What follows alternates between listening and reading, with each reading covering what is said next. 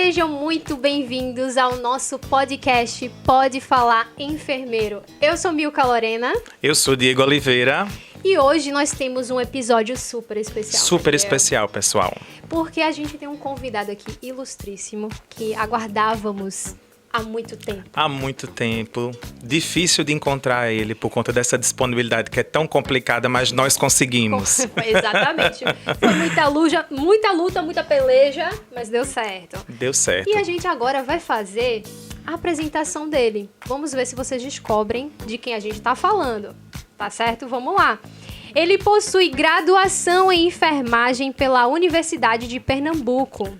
Ele é mestre e especialista em saúde pública pelo Centro de Pesquisa Ageu Magalhães, da Fiocruz. Ele é especialista em saúde da mulher, ginecologia e obstetrícia na modalidade residência pelo Instituto Materno Infantil Professor Fernando Figueira, IMIP.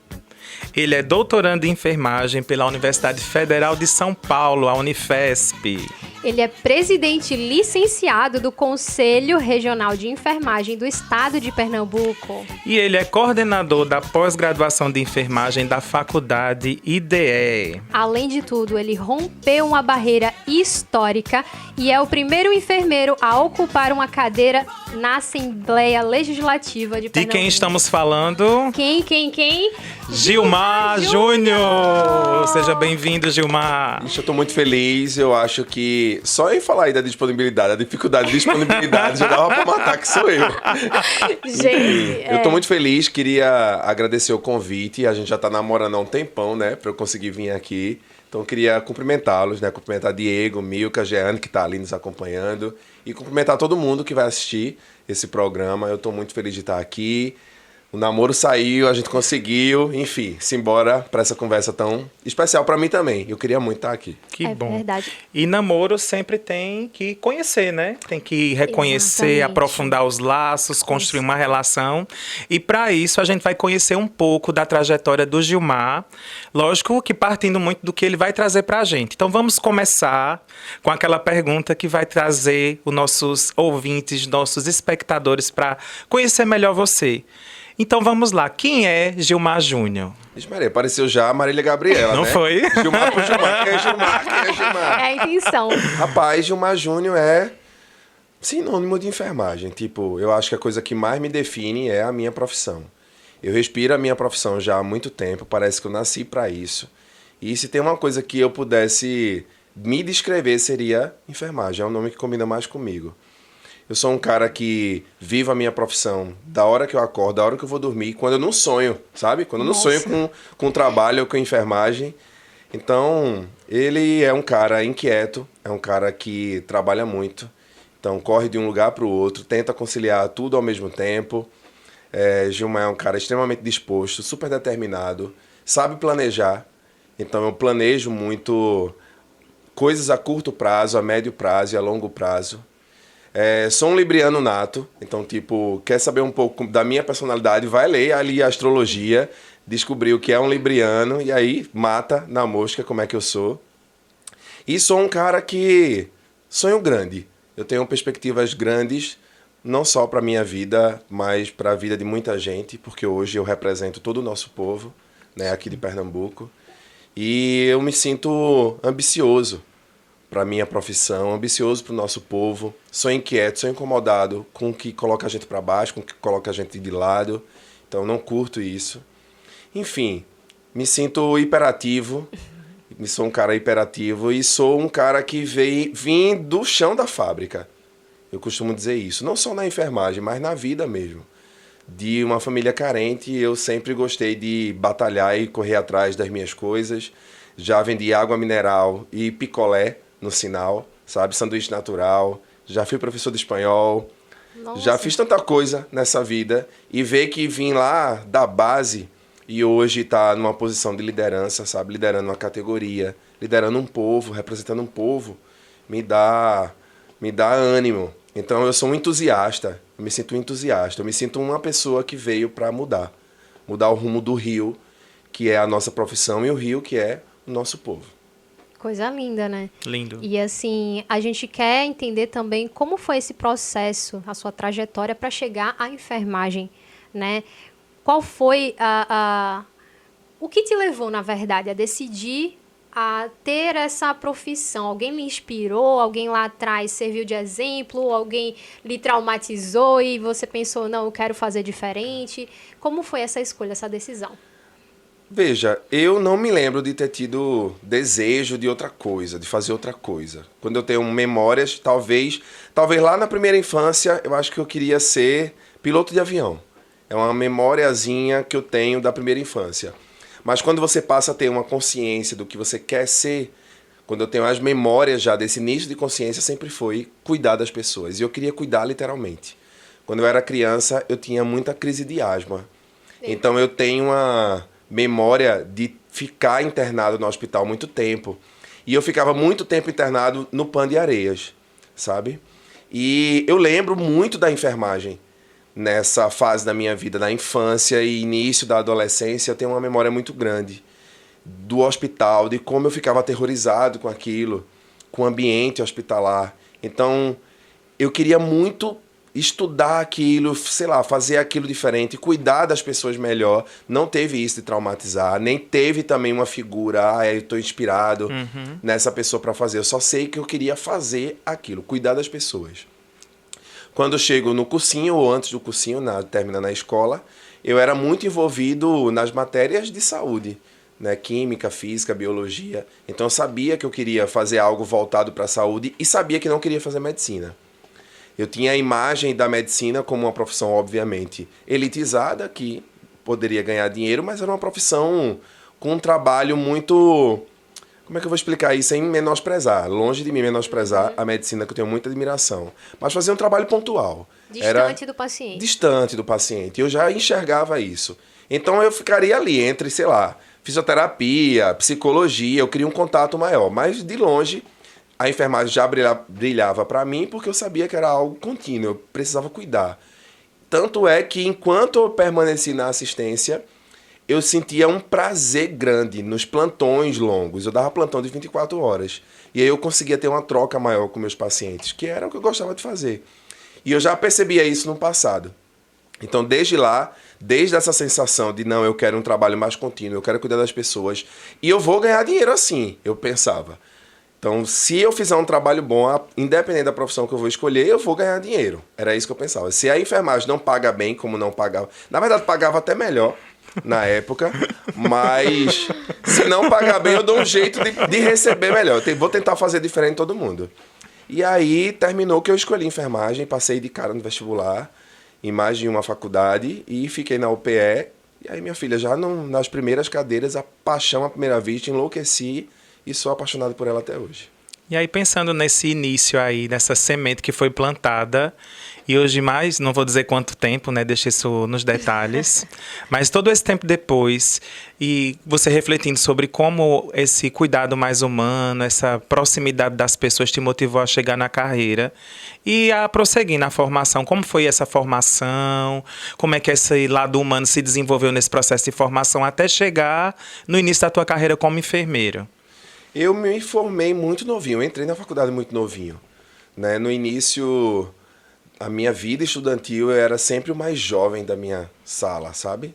Então, eu percebo que essa juventude, na formação, na minha formação, ela contou muito. Porque terminou que eu vivia um ambiente social onde eu era mais novo que todo mundo. Sim. E era meio que excluído. Eu era excluído de fazer excursão, eu era excluído de fazer viagens, era todo mundo mais velho, então todo mundo ia pra balada, todo mundo ia pra festinha, e eu não. Ia todo mundo pro barzinho e eu não podia, porque era muito novo. Isso eu só fui começar a sair mesmo para me divertir já no final da faculdade. Então eu fui aquele aluno CDF. Eu estudava muito. Enquanto os outros iam farrar, você ia estudar. Exato. Focado. E era por livre e espontânea pressão dos meus pais e tudo mais. Mas eu gostava. Eu lembro que eu escrevia também. O meu hobby era escrever. Então, o Gilmar era muito introspectivo naquela época. Eu saía da faculdade, ia estudar muitas vezes na biblioteca da Universidade Católica, ficava estudando até tarde, eu pegava 2 ônibus para ir para a faculdade, 2 ônibus para voltar. Então, eu aproveitava aquele ambiente ali universitário para estudar bastante e chegava em casa, jantava, ou ia escrever, que era o meu hobby, ou eu ia estudar. Então eu lembro que eu abria entre a minha cama e a cama do meu irmão, a gente dormia no mesmo quarto, eu abria uma mesinha de bar, daquelas de metal, da Antártica, na época, da cerveja Antártica, abria e estudava até, sei lá, 2, 3 da manhã, sempre fui ruim de dormir. E aí estudava muito. Então foi sei lá, um período onde eu era muito focado em estudar, em tirar as melhores notas, sabe? Em me destacar. Era uma forma que eu encontrava de me destacar. Sim. Eu produzia muito, sei lá, trabalhos para apresentar em congresso. Eu terminei a faculdade, eu tinha 49 trabalhos apresentados em congresso. Muita coisa. Eu era muito, muito CDF. E aí, nos estágios, de cara, já veio essa parte da humanização.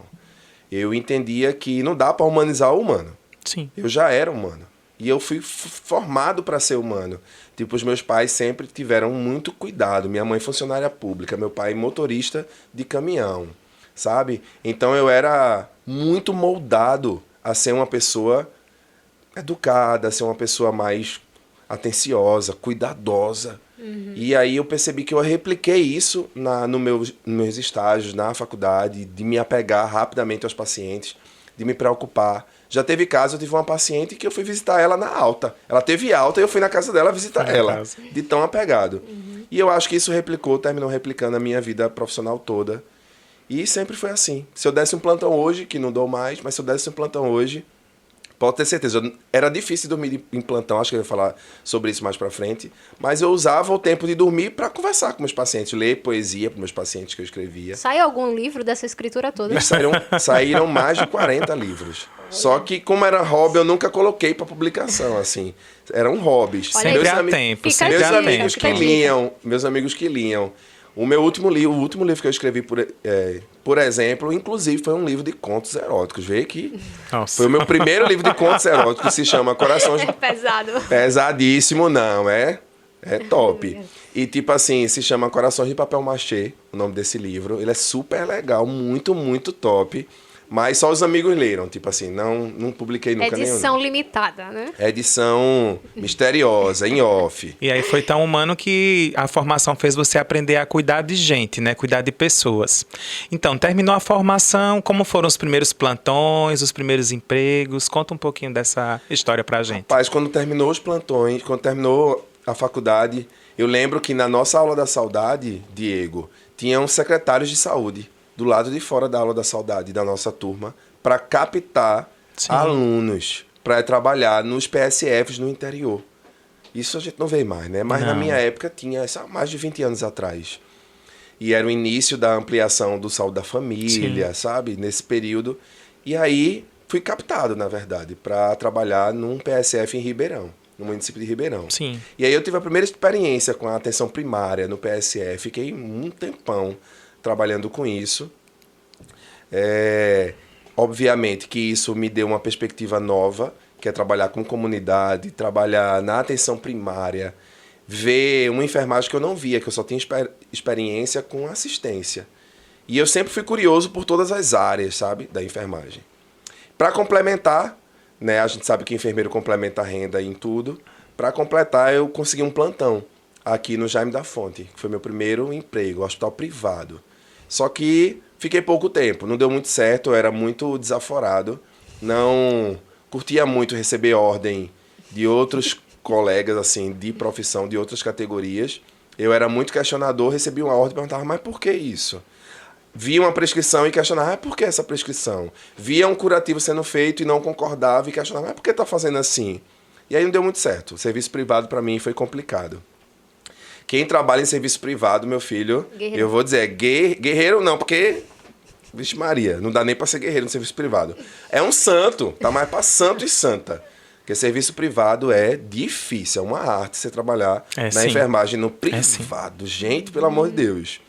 E aí eu passei no concurso do Estado e fui trabalhar no Jaime da Fonte, no Hospital João Murilo de Oliveira, fui trabalhar no João Murilo, lá em Vitória. Vitória, né? E aí eu trabalhei mais de 10 anos. Aí foi a minha carga de experiência na assistência, foi no João Murilo. Porque aí eu rodei muito.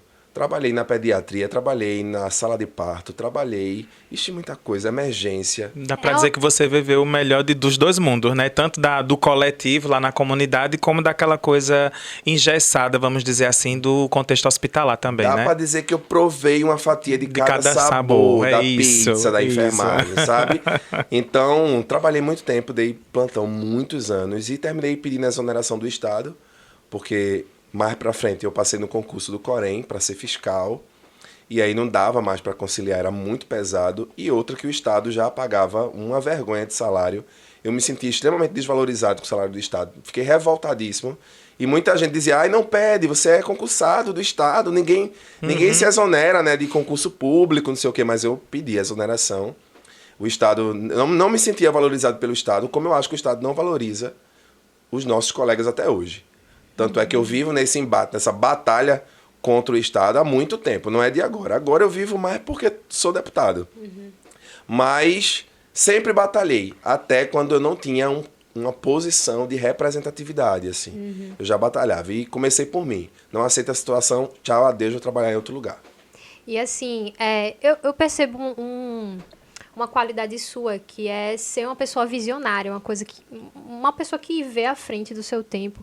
E eu não sei se essa exoneração era porque você já projetava essa mudança, assim, de não ser só apenas da assistência. Inclusive, eu queria saber justamente de você, quando você percebeu que você ia além da assistência, que você ia migrar por outros caminhos, qual foi o momento que você teve esse estalo? Eu tive esse estalo quando eu me senti injustiçado pela minha coordenação, sabe? Eu trabalhava muito, não dormia nos meus plantões, então terminava o trabalho, a rotina no meu setor, eu ia ajudar nos outros setores, sabe? E tiveram situações na minha vida assistencial de decisões arbitrárias, sabe, de coordenação. E aí eu entendi, não, a gente tem que fazer alguma coisa aqui na gestão, então eu tenho que passar aqui para a gestão. Só que eu não tive oportunidade de ir para uma função de gestão dentro de um hospital. Sim. Eu não tive. Nesse meio tempo eu passei no concurso do Corém e fui trabalhar como fiscal. E como fiscal, aí as coisas mudam de figura. Porque certeza. Eu passo a conhecer a enfermagem em todos os serviços. Serviços públicos, privados, hospitais grandes, hospitais pequenos, cooperativas e LPIs. Então a enfermagem ela abre o leque para mim. E eu passo a conhecer a espinha dorsal da enfermagem. Entende? É aí que eu começo a entender que a gente precisa mudar essa profissão. Perfeito. Enquanto a gente vê um profissional de enfermagem bem-sucedido que tinha, eu conheci enfermeiros que ganhavam muito bem, 30 mil, 40 mil reais, e conheci enfermeiros que ganhavam salário mínimo. Era muito discrepante. Muito discrepante. Quem ganha bem na enfermagem não vai para uma rede social dizer que ganha bem, sabe? A gente vê pouco isso. Geralmente nas redes sociais, que hoje é a nossa TV, né, todo mundo mexe muito mais nas redes sociais, a gente vê a pessoa reclamando que não está ganhando bem. Não ganha bem, que está com poucas condições de trabalho. É mais visível essa enfermagem que a enfermagem bem-sucedida, mas tem as duas. Existem as duas. Sim. Né? Porque quando a gente só fala que a enfermagem passa essa dificuldade, a gente desestimula até quem está na faculdade, quem está no curso técnico. Né? Eu fui, só para dar um exemplo de quanto a gente está ruim nesse quesito, eu fui num município recentemente que a enfermagem, técnico de enfermagem, tinha R$490 de salário base no contra-cheque. Nossa, gente. É absurdo. E recentemente fui numa clínica de uma ex-aluna minha, do IDE, que ela tá faturando aí 30 mil no mínimo por mês, uma clínica de estética. Né? Entende? Então dá pra você ver... São universos completamente diferentes, né? Você vê as duas faces da enfermagem, só que a face da enfermagem mais sofrida ela é mais visível e precisa ser visível, porque a gente precisa enfrentar. E aí, Gilmar, você traz nessa história um panorama de uma construção de uma linha de tempo muito interessante, né? Você veio de um cuidado na atenção primária, um coletivo, você vem para um nicho hospitalar mais específico. A gente sabe que na tua história, como a gente comentou no início do episódio, tem a questão do trabalho no ensino, na formação, que se dá um aporte bem robusto para quando tu chega no contexto de trabalhar enquanto fiscal do conselho, conseguir se incorporar e compreender esses dois universos que a gente está colocando aqui. E te dá uma amplitude de olhar até para você dizer assim, precisa ir além disso, né? Que eu acho que casa muito com o que Milka trouxe, né? De ser visionário nesse contexto. E aí, quando foi o momento que a chave virou para Gilmar, que você pensou consigo mesmo? Tenho que ir além disso, preciso galgar outros espaços para, não só para mim, obviamente, tem o projeto individual de cada um de nós, mas para o coletivo enquanto profissão. Rapaz, você falou uma coisa que eu esqueci até de dizer, que foi essa minha, sei lá, esse meu caminhar na docência. Sim. Então, e a gente falou em complementação de renda. Desde o início, desde lá da atenção primária, em todo esse percurso até hoje, eu estava envolvido na docência.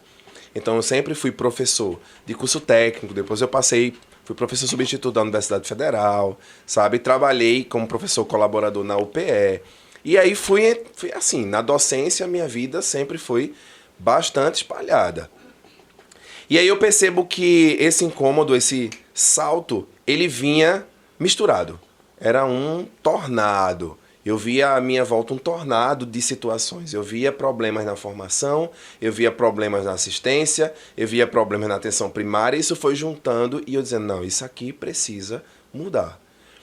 E quando eu entro nessa fase de fiscal, que eu passo a ver tudo isso ao mesmo tempo, problemas em todos os lugares, eu entendo que a gente tinha que gerenciar.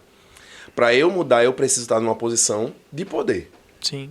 E aí eu entendi, depois de muitos e muitos anos, eu preciso estar nessa posição de poder para tentar mudar. Aqui, pequenininho, nunca me senti tão pequenininho não, modéstia à parte, mas aqui eu não vou mudar. Eu tenho que ir para um lugar de mudar. Foi aí que eu pensei, vou começar por aqui, vou sentar, vou planejar a minha vida para eu saber quais são os passos que eu vou dar a curto, médio e longo prazo para eu conseguir fazer alguma coisa. E a primeira coisa que me veio na cabeça foi, não, eu preciso assumir a presidência aqui do Corém. Então, eu estava como fiscal já há muitos anos e disse, não, aqui dá para você começar a fazer política específica para enfermagem. E aí coloquei isso na cabeça, tive a coragem, né, de me licenciar na época para concorrer às eleições. E aí eu disse, não, vamos embora, vamos montar um grupo para a gente mudar. Eu não concordava com muita coisa na gestão do Corém. Eu achava o Corém um órgão omisso em muitas coisas, sabe? Um órgão que cobrava muito, cobrava mais do que fazia. Sim. Então, e eu trabalhava nele, só que eu tinha que seguir ordens, né? Então eu digo, não, aí quem tem que dar ordem sou eu. Se eu quero mudar, sou eu que tenho que dar ordem. E aí eu decidi, montei um grupo de gente que eu acreditava muito. Inclusive, quero deixar um abraço para todo mundo, para todos os conselheiros do Corém, os antigos, da gestão anterior, os novos, porque a gente conseguiu ganhar as eleições, né? A gente conseguiu fazer uma boa campanha, ganhar as eleições e começar a mudar de dentro para fora. Então, mudar do Corém para fora. Tipo, lá internamente vamos fazer alguma coisa para mudar a visão que as pessoas têm disso aqui e transformar esse órgão num órgão útil. Isso. E foi isso que a gente conseguiu fazer. Infelizmente, a gente pega ali o início da pandemia para fazer isso, então a gente teve muita dificuldade. Sim, sim. Mas a pandemia ensinou muito, e a pandemia virou muitas chaves, né? Isso. E aí... Mas deu certo. Eu acho que a gente tá finalizando no finalzinho do ano, a gente finaliza a segunda gestão, 6 anos aí dentro do conselho. Mas foi esse start, essa viradinha foi aí, na decisão de mudar. Para eu mudar, eu tenho que mudar. Né? Para eu mudar a enfermagem, eu preciso mudar a Gilmar. Preciso colocar ele numa posição que ele possa pegar essas ideias todas que ele tem e colocar em prática, e não só no papel. E assim, tem um momento muito emblemático, né? Que eu digo que ele não é só da pessoa de Gilmar e do grupo, que é um contexto que faz parte hoje da história da enfermagem pernambucana. Eu falo até desse contexto anterior à tua chegada no conselho, que são aqueles movimentos que você, junto com os outros colegas, encabeçaram em prol das melhores condições de trabalho dentro do Estado, que foi o movimento Enfermagem na Rua. Como foi esse movimento, de onde ele surgiu, como ele ajudou na virada de chave que a gente estava comentando agora? Inquietação, né? Inquietação. Gilmar inquieto a vida toda, sempre foi assim.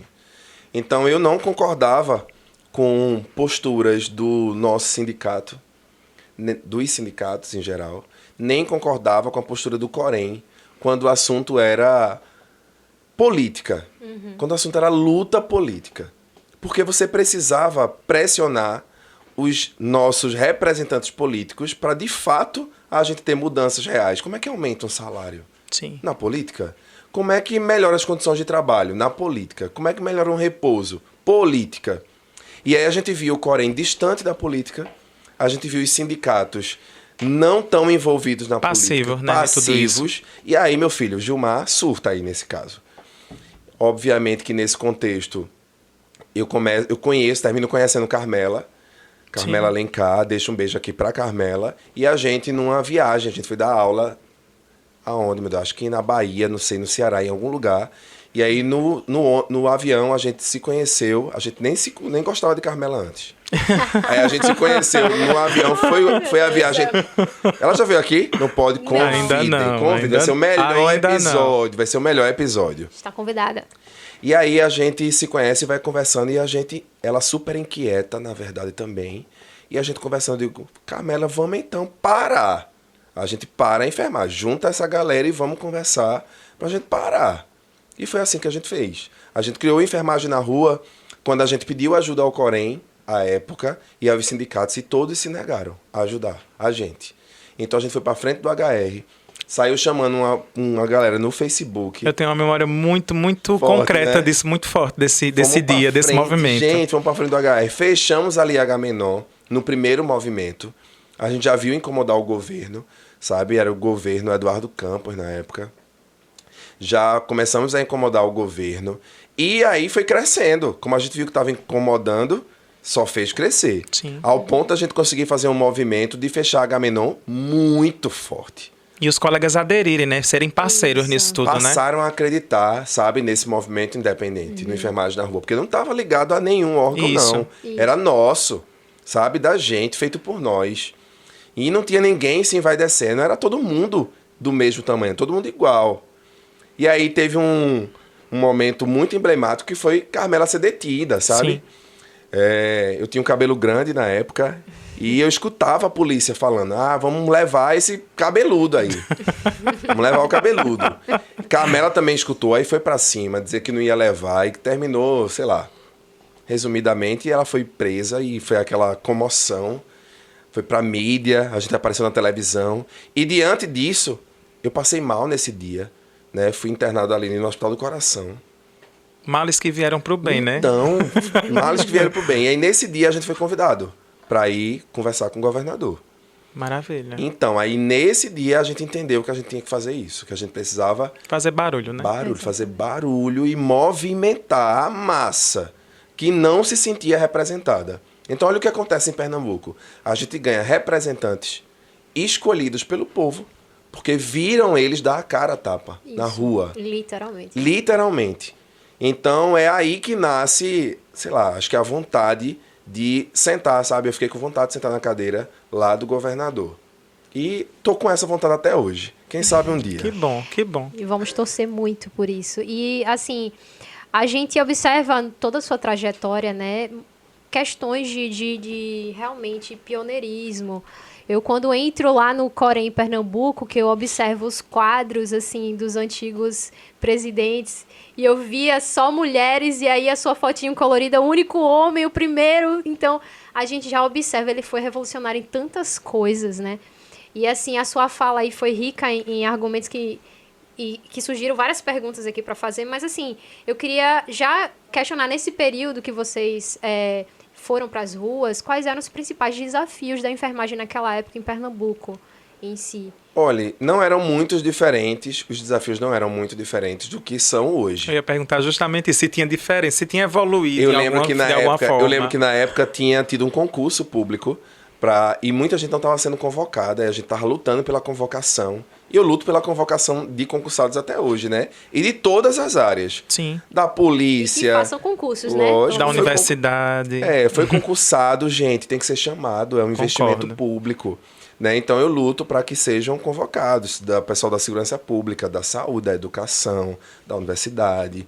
Eu acho que é uma economia, Sim. Não é não é um dano ao erário público. Pelo contrário, né? Contribuição, você está trazendo serviço para as pessoas, né? Claro, e naquela época eu lembro que a gente queria que o pessoal fosse chamado do concurso, o dimensionamento era caótico, né? Os profissionais tinham milhões de pacientes ao mesmo tempo para cuidar. Hoje é melhor, ainda é caótico, mas na época era 10 vezes mais caótico.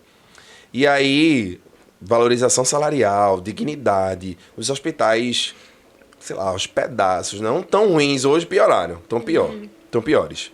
Mas era isso, era condições de trabalho, humilhação. E aí ninguém aguentava. Então vamos embora, porque ninguém aguenta mais. Era mais ou menos isso. E aí, Gilmar, do movimento enfermagem pra rua, a produção tá dizendo aqui no ponto, Eu né, também ouvi, Milka? pode Tu falar, viu? hein? Que do enfermagem pra rua, Hã? naquela época que ele tá trazendo aqui na linha do tempo que a gente tá construindo, Sim. ele está sendo nada mais, nada menos o representante de Pernambuco, vou até ler pra não ler errado, viu? Na abertura da Semana Mundial de Enfermagem, apenas na Organização Pan-Americana de Saúde e na Organização Mundial de Saúde. Muito chique. Muito chique, né? E a gente falou de antes e depois, né? Como era naquela época e agora. E fazendo uma comparação, Gilmar, e até abrindo esse panorama de vislumbramento, de planos, né? Que a gente ainda vai entrar um pouco nisso. Como é que tu enxerga tudo isso? Rapaz, peraí, Trump tá no ponto aqui. Hello, Trump. Hello! Call you later. Falo com você depois. Rapaz, eu tô muito feliz com o convite Maravilha. da OPAS e da OMS. Eu vejo que eu consegui dar uma cara, sabe? Pra enfermagem. Eu consegui dar muita visibilidade à nossa profissão. E nem tô falando de agora. Eu acho que a visibilidade para a enfermagem eu consegui começar a dar muito fortemente no período da pandemia. Isso. Então, enquanto muita gente estava lá trabalhando loucamente nos seus serviços hospitalares, eu, inquieto em casa, não estava mais na assistência, mas eu inquieto em casa querendo saber o que fazer. E aí eu comecei a fazer lives nessa época da pandemia. Eu lembro a gente fez dessas até lives. junto uma, Fez, Diego. foi sim. E aí eu comecei a fazer live. E essas lives, meu Deus do céu, elas eram muito grandes. Elas davam uma audiência muito alta. Isso. 2.000 pessoas. Hoje a live caiu. Ninguém tem tanta paciência Sim. para assistir live. Mas, na época, eu consegui muita coisa com as lives, sabe? Comecei Concordo. falando de ciência. Comecei falando de educação mesmo para nossa profissão. Como fazer isso, como fazer aquilo. E aí, com o tempo, as lives a gente mudou, sei lá, de Facebook para Instagram. Sim. Aí, com o tempo, no Instagram, eu percebi que a gente podia mudar coletivamente. Também nas redes sociais. Usar as redes sociais como ferramenta de mudança. E dar essa identidade para a enfermagem. Pegar a enfermagem que não passava numa televisão. Se a enfermagem passasse alguma coisa na Globo, sabe, no SBT e alguma coisa, era romantizando a enfermagem ou sexualizando. Não tinha meio termo. E teve aquele período que a gente foi pego meio para capacho, né? Porque começaram aqueles problemas nos hospitais em relação a falhas. E quem era o culpado de todas as falhas que aconteciam éramos nós, né? Então eu lembro muito claramente de matérias no Fantástico, em outros locais, em outros meios de veiculação de informação, que traziam muito essa conotação da enfermagem como o elo frágil da corrente, né?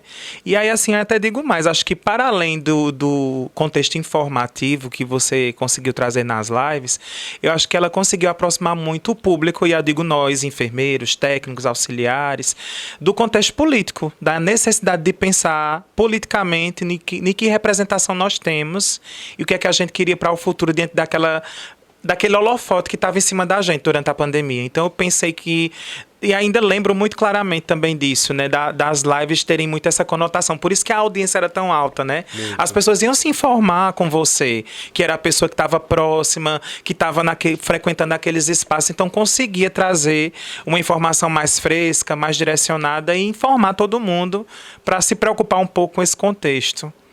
E aí, pensando nisso tudo, né, veio a pandemia. Acredito que antes da pandemia foi que começou a sua jornada no conselho, não foi isso? Foi muito antes. Foi muito antes? Muito. Não, mas eu falo enquanto presidente, não enquanto fiscal. Durante a pandemia eu já tinha decidido, né? Não, eu vou concorrer para a gestão do conselho. Quero ser conselheiro, eu quero representar essa categoria. E aí coincidiu a campanha e, obviamente, a vitória para as eleições do Corém durante a pandemia. A pandemia foi uma fase muito difícil para a gente. Meu Deus do céu. E o pior é que tem gente que nem lembra da pandemia. Hoje, convivendo na Assembleia Legislativa, tem situações que eu fico incomodado quando não mencionam a pandemia. Ah, a gente está passando por isso aqui porque a gente passou por uma pandemia que ceifou aí milhares de pessoas. 700 mil vidas, né? Então, e quando você pensa no mundo, né? Milhares de pessoas, milhares de pessoas. E nossos colegas, Isso. Quantos de nós não morremos, sabe? A gente tem números altíssimos de profissionais de saúde que morreram, profissionais de enfermagem. Tanto é que agora, na reforma do casarão da enfermagem da Barão de São Borja, a gente vai inaugurar um memorial, que é uma escultura em homenagem aos nossos colegas que morreram na pandemia. Essa ideia foi incrível. Que Não sei lindo. de quem teve essa ideia, mas foi... Tive essa ideia, né, Milka? Gilmar um Júnior, dia, né? para. Gilmarzinho aqui. Tive que ter essa ideia porque a gente precisa Isso. deixar viva essa memória. Então, quem passar pelo casarão do Corém, na Barão de São Borja, vai ter lá uma escultura que vai ficar acesa 24 horas. Que lindo isso. Iluminada, sabe? Com 2 frases importantes que remetem à pandemia, que ficam projetadas no chão, ficam acesinhas assim no chão, e vai poder tirar foto, vai ter uns bancos para você sentar e homenagear os nossos colegas que se foram e que lutaram, né? A enfermagem passou a ter, você falou em holofotes, passou a ter uma cara de verdade com a pandemia. A pandemia foi tragicamente terrível para o mundo.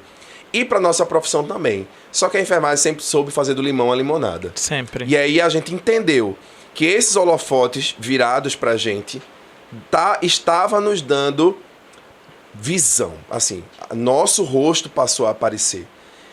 E conforme a gente vai aparecendo, a gente vai entendendo. A hora é essa de mostrar para as pessoas que o que a gente precisa não é de aplausos. Não é ser confundidos com heróis ou anjos. Porque a gente passou a vida, a enfermagem é amor, enfermagem por amor, enfermagem anjo de branco, enfermagem herói. Vai salvar sua alma. E é isso aí, eu sempre batalhei contra nessa romantização. Inclusive, quando eu dava muita palestra em faculdade e escola, eu dizia, se tiver asa aqui, asa, para tirar foto, tira essa asa. Tire A gente agora. Não é anjo aqui para ter asa. Porque eu não concordava com essa romantização. Ai, meu Deus. E aí, na pandemia, a gente passou a ter essa cara. E quando a gente passa a ter a cara, sei lá, materializada, a gente consegue dizer para a sociedade, e aí vem cá, a gente não quer ser herói, a gente Sim. quer boas condições de trabalho, a gente quer um salário melhor. E aí, nesse contexto, a gente começa a construir a nossa política de valorização salarial Maravilha. de verdade, porque a gente passou a vida toda lutando para ter uma lei de piso, por exemplo, e não Sim. conseguia. Mas aí na pandemia, ou a gente consegue, ou vocês vão perder o que a gente tem de melhor. E aí a gente passou a ter, com essa visibilidade, a começar a conquistar vitórias políticas reais. Mais ou menos aí.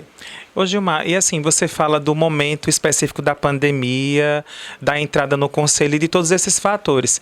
Mas para além deles, o que é que te motivou a pensar, vou concorrer à presidência, quero ser presidente do Conselho de Enfermagem de Pernambuco? Foi isso, foi o movimento Enfermagem na Rua. Foi ver que quem estava na rua liderando, sei lá, 300 pessoas, ou 10, porque a gente foi fazer uma movimentação uma vez na Agamenon, que a gente não conseguiu juntar os colegas, ninguém liberava, sabe? E aí quem se juntou com a gente foi o pessoal da comunidade. Então, viu que tinha 10 pessoas para fechar uma avenida do tamanho da Agamenon e foi para lá ajudar. A gente tem uma foto emblemática com o pessoal da comunidade, ali próximo ao Tacaruna, fechando, sentados, sabe? Na Agamenon, fechando para ninguém passar. Nesse dia, inclusive, se registrou um engarrafamento quilométrico em Pernambuco. Então, eu percebia, respondendo a você, Diego, eu percebia que me incomodava saber que quem estava ali era, digamos que um enfermeiro comum. Sim. E não o presidente do Corém, e não o presidente do sindicato. Ah, não. Quem deveria estar liderando isso aqui era um presidente, era uma pessoa na liderança, constituída para ser líder. Aí Essas me incomodou. vozes teriam que falar junto Exato. com Aí me todos, né? incomodou. Aí se não vem, quem vai sou eu. Vou inverter esse jogo. E assim foi. Maravilha. E assim, esse comentário que você fez agora mostra a importância, a relevância da gente trazer a memória dessas pessoas, tanto a população quanto a categoria, sobre tudo que a gente conquistou, tudo que a gente teve de marcante, de positivo, inclusive nesse período do seu mandato, porque a gente sempre vai ter problemas, infelizmente, a gente está lutando para melhorar, mas se a gente olhar para trás, muita coisa foi conquistada, né? E assim, inclusive o objetivo desse podcast, e aí já fazendo um parêntese, é justamente trazer protagonismo para a enfermagem. Então, quando a gente traz aqui um enfermeiro e a gente ouve um pouco da história, a gente está trazendo aqui o enfermeiro técnico aí como protagonista do cuidado para a população, a importância dele, o papel dele na sociedade. Então, é bom ouvir essa história e é bom a gente saber que vai existir um memorial, né? Porque, assim, a gente não pode esquecer das pessoas que lutaram e morreram, né, em prol do cuidado de outras pessoas. E, assim, é uma categoria e uma profissão muito bonita, a gente é suspeito de falar, porque a gente estava na linha de frente, a gente fala tanto essa palavra, mas, assim, as pessoas tendem a banalizar, porque a gente já fala tanto linha de frente, mas, assim, na batalha, quem morre primeiro é quem está na linha de frente, né? Então, assim, essa luta que foi feita, ela é muito importante, a gente está trazendo aqui para as redes sociais, como foi dito, que é a vitrine atual, até maior que a própria televisão atualmente, que a gente fala com o Brasil, a gente fala com qualquer pessoa do mundo lá fora, através da internet. E a gente quer, agora, nesse momento, entender, Gilmar, nesse período que você esteve e está, atualmente você está afastado por conta da pré-campanha, o que você aprendeu nesse período sobre a enfermagem pernambucana, nesse período de gestão? Que você possa contar um pouquinho pra gente. O que é que você aprendeu sobre a enfermagem pernambucana? Veja, eu aprendi que a enfermagem pernambucana era despolitizada. E isso era muito preocupante. Você está diante de uma categoria, na época que eu entrei, com quase 3 milhões de profissionais no Brasil. Nós éramos capazes de eleger um presidente da República, nós e nossa família, Sim. juntos para votar. A gente era capaz de escolher o presidente dessa nação, sabe? E essa despolitização, ela me preocupou muito. Porque como é que afasta um órgão tão importante que é o Corém da política? Da política, né? Sabe? Não tem uma lei que proíba isso. Mas por que afastar? De quem é o interesse? Sabe? Então eu aprendi que a enfermagem pernambucana ela era despolitizada e precisava mudar. Eu aprendi que o Corém não estava ali para cobrar, que o Corém estava ali para somar, contribuir, que o Corém precisava cuidar da enfermagem. Eu lembro que o Corém foi só decaindo, o casarão foi sendo destruído, a gente passou a ter uma sede que era numa casa, os profissionais eram atendidos, esperavam no sol para ser atendidos, ou na chuva para ser atendidos. No Corém, eu ficava indignado. Então eu aprendi que a gente tinha que ter um órgão que respeitasse a enfermagem, que pegasse as anuidades que recebe, porque ninguém gosta de pagar anuidade, e não é o Corém quem decide, é um imposto, né, decidido pelo presidente da República, mas que a gente revertesse essas anuidades para algo para o profissional, sei lá, com curso, com educação, com evento, sabe, com uma sede que desse dignidade, que a pessoa pudesse esperar. Então, quando eu consigo mudar lá, enquanto presidente, a sede do Corém para uma sede mais confortável na Conde da Boa Vista, mais central, enquanto a gente reformava o casarão, eu disse, aqui a enfermagem tem que entrar já no tapete vermelho. Se você entrar no Corém hoje, tá lá as cadeiras da espera, bem bonitinhas, em cima do tapete vermelho. Se você vai no evento grande do Corém, você vai ver que a entrada lá para o evento é um tapete vermelho. Eu vejo simbologia nisso, sabe? Que a gente precisa ser tratado como a gente merece. Ser tratado com respeito, com dignidade, com valorização. E eu aprendi que nós precisamos disso. Nós precisávamos disso em Pernambuco. Que os profissionais de enfermagem de Pernambuco precisam ser respeitados de Afrânio até Recife. A gente não tem que olhar só para quem está na região metropolitana, né, na grande cidade. Tem que olhar para todo mundo que está lá no interior. Enquanto o piso, por exemplo, a lei do piso, que eu acho que a gente fala já sobre isso, mas enquanto a lei do piso ela não teve um impacto tão grande aqui, quando você anda pelo interior, você vê um impacto descomunal, sabe? O complemento que a gente tem hoje, aqui a gente sente menos impacto, porque tudo aqui é muito caro. Mas você vai para uma cidade do interior, o complemento mudou a vida da enfermagem do interior. Então eu aprendi isso. Eu aprendi, enquanto presidente do Corém, que a gente tinha muita coisa para mudar na cabeça dos nossos colegas. Você tem que entender de política para ter representação política, para ir crescendo politicamente e ter uma vida melhor. Não dá para melhorar naquela profissão sem ser através da legislação. Isso aí eu aprendi nesse período. Maravilha. E esse foi o motivador para você pensar na carreira política? Não. Eu já pensava na carreira política desde criança. Tipo assim, eu sabia que eu queria ser um enfermeiro que, sei lá, que pudesse falar pelos outros, que pudesse representar pelos outros. Só que eu não imaginava que ia de fato ingressar.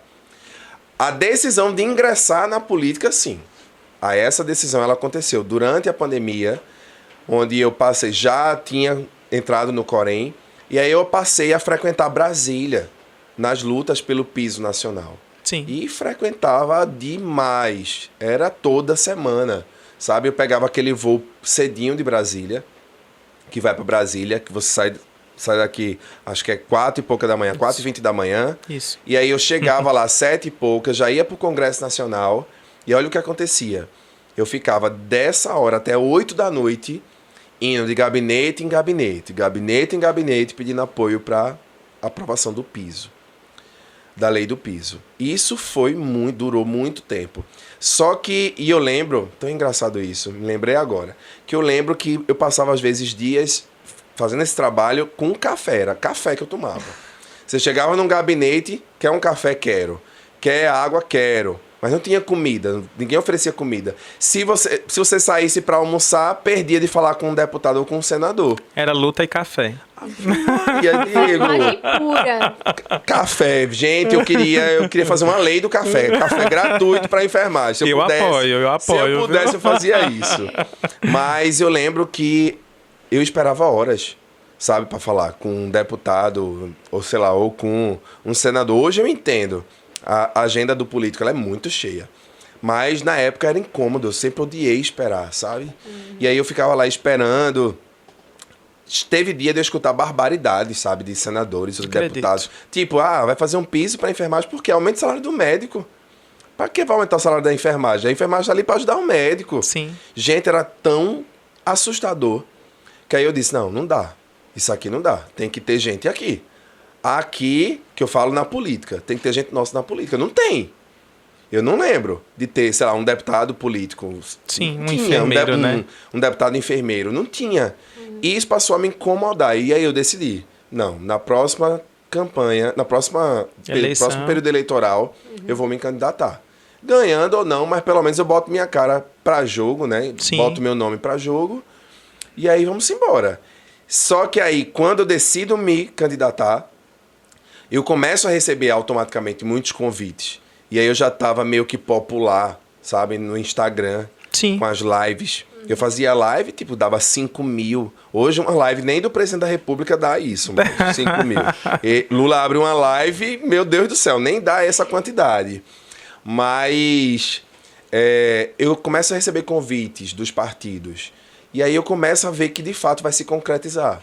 Maravilha. E aí termina escolhendo um partido mais neutro ali na época, que era o Partido Verde. A gente vivia uma polarização política muito grande, que era a briga de Lula com Bolsonaro. Ainda vivemos. Ainda vivemos, só que naquela época era ainda maior. Estava mais intenso, era né? muito mais intensa essa batalha. E eu percebia que eu precisava, apesar de ter questões pessoais mais direcionadas ali por uma linha de pensamento, eu precisava estar neutro na época. Né? Hoje eu vejo que é mais difícil estar neutro. Mas na época eu precisava estar neutro, porque se precisasse dialogar com Lula, eu ia. Se precisasse dialogar com Bolsonaro, eu ia. Eu não queria saber. O que eu queria saber era da enfermagem ter o piso, independente de com quem eu ia ter que negociar. Era um passo, né? Era mais um passo. Exatamente. E aí, terminou que eu escolhi o partido, aí me candidatei. Graças a Deus, fui eleito, fui o oitavo. Oitavo mais votado. E aí, tô até agora. Tô feliz. Eu me lembro dessa época, porque eu fui pra rua e eu via as suas lives e era assim, você ficava emocionada, a quantidade de pessoas. Eu vou dar um print aqui, porque 5 mil pessoas... Eu printava e chorava, eu só fazia chorar, sempre fui muito mole. Eu choro com tudo, até com gol de time de futebol, que não é o esporte, que é meu time. Então a gente via aquele movimento, a gente se sentia realmente representado.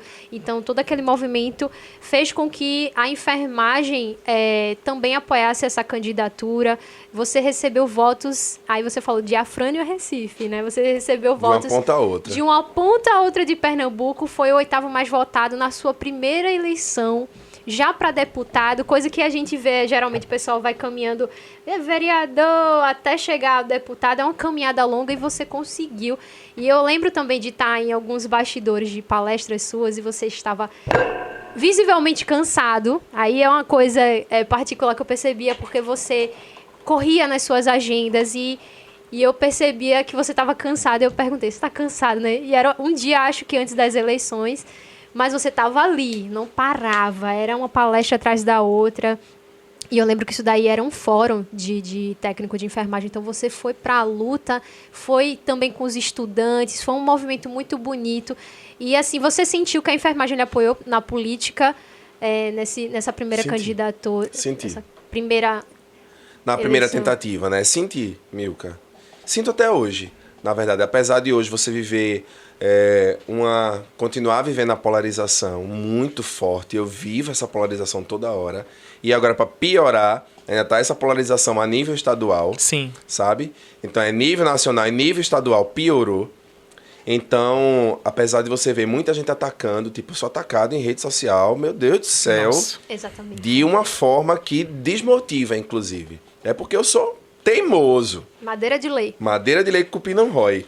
Mas eu sinto que a minha vitória foi 100%. Não vou dizer 100%, né? Mas quase isso. Uma vitória de categoria. Quem Sim. me colocou na Assembleia Legislativa foi a enfermagem e seus familiares.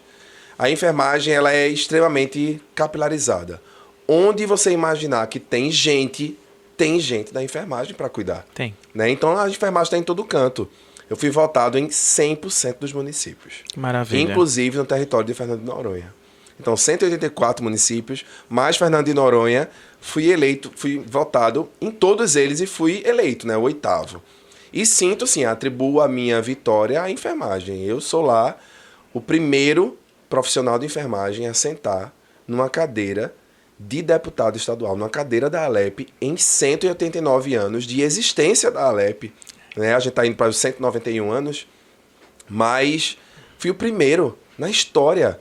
Como assim? Quem era que cuidava da gente antes na Assembleia, sabe? Para você pedir alguma coisa aqui em Pernambuco para enfermagem, você tinha que falar com um policial, ou com um professor, ou com um padre, ou com um pastor, sabe? Alguém que foi eleito por seus pares, e a gente precisava dessas pessoas. A enfermagem nem entrava pela porta da frente da Assembleia. Nossa. Hoje, comigo lá, a gente passou a ter cara lá, a ter representação. Meus colegas hoje, quando vão falar de saúde, me questionam, me perguntam, sabe? Mencionam o meu nome para falar de saúde. Maravilha. Porque sabe que tem um enfermeiro ali, alguém que Tem uma pessoa que tem entende de propriedade, saúde. né, do que Claro. tá falando. E aí eu vejo que a gente muda. Eu vejo que a Muda nossa profissão passa bastante. a existir.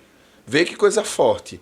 Passa a existir. Hoje, quando eu vejo o governo do estado incomodado, ele sabe que quem está incomodando é o enfermeiro, sabe? Sim. Ele está incomodando. Então, eu faço... Então, Raquel deve, sei lá, ir dormir pensando, às vezes, quando eu causo um caos, uma onda, A pedra do sapato de Raquel. pode crer. E aí, ela deve dormir. Não, Gilmar e a enfermagem. Eu preciso fazer alguma coisa para a enfermagem. Só que não faz. Mas tenta. Eu acho que ela tenta. Ô Gilmar, e durante esse pleito eleitoral, você consegue definir que houve algum momento decisivo para que a coisa engrenasse ao ponto da sua eleição acontecer? Teve dúvida? Como é que estava teu sentimento durante esse processo?